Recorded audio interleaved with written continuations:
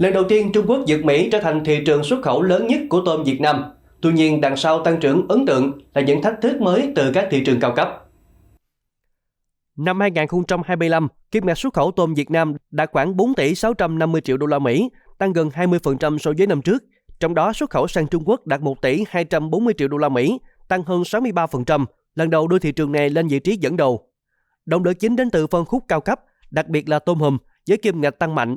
Tôm sú tiếp tục giữ lợi thế tại các kênh nhà hàng và tiêu dùng cao cấp tại Trung Quốc, Hồng Kông. Trong khi đó, xuất khẩu tôm sang EU vẫn duy trì tăng trưởng, nhưng dự báo gặp nhiều khó khăn từ năm 2026 khi các chuỗi bán lẻ lớn yêu cầu áp dụng tiêu chuẩn phúc lợi động vật, buộc tôm phải được gây ngất trước khi sơ chế. Quy định mới đòi hỏi doanh nghiệp đầu tư lại công nghệ, làm gia tăng chi phí sản xuất.